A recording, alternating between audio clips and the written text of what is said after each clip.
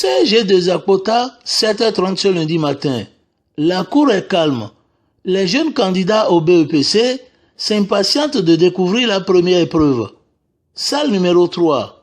Le préfet Aimé Fibin Couton, entouré pour la circonstance du DDST-FP, Dieudonné Gambiala et du chef centre Jules Dagbetor, prodigue quelques sages conseils aux candidats de ce parchemin juste avant le protocole de contrôle des enveloppes scellées. 8h pile, l'instant tant attendu.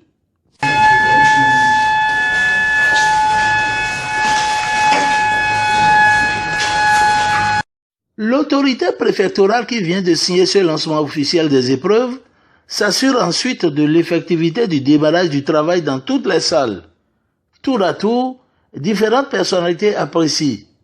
Aujourd'hui, la nature est bien, nos enfants sont venus, nous avons lancé l'épreuve de communication écrite et tout a démarré, vous aussi vous avez constaté. Au niveau du département, nous avons présenté 10 970 candidats cette année contre 13 040 pour l'année scolaire 2019-2020. Au niveau du centre de composition de Zapota, nous avons 578 candidats cette année contre 856 candidats pour l'année scolaire 2019-2020.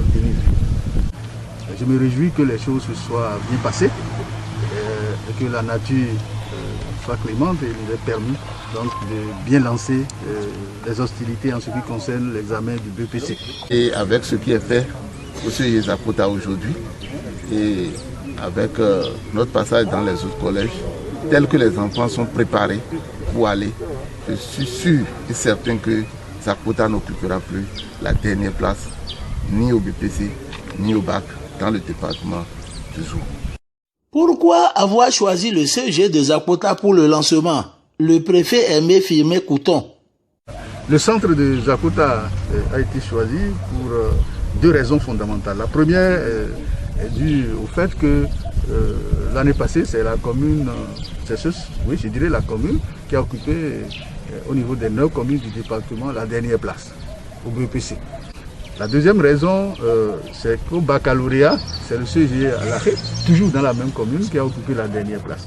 Alors donc nous sommes venus ici pour attirer l'attention d'abord des candidats, des élèves en général, de ce qu'ils doivent suivre un peu plus les enseignements, se prendre un peu plus au sérieux, et les parents en termes d'encadrement, que les parents doivent mieux s'occuper de l'encadrement des parents. Et le collège d'enseignants, toutes les personnalités en charge donc, de l'éducation. Comptant d'un important lot de matériel anti-Covid-19 offert par la DEC, le DDST-FP Dieudonné Gambiala explique ici la tendance baissière des effectifs des candidats de l'enseignement général. Vous savez, le gouvernement a expliqué avec raison l'importance des enseignements techniques et professionnels et les parents d'élèves ont compris et il y a beaucoup d'enfants qui sont orientés vers l'enseignement technique et professionnel. Ne paniquez pas.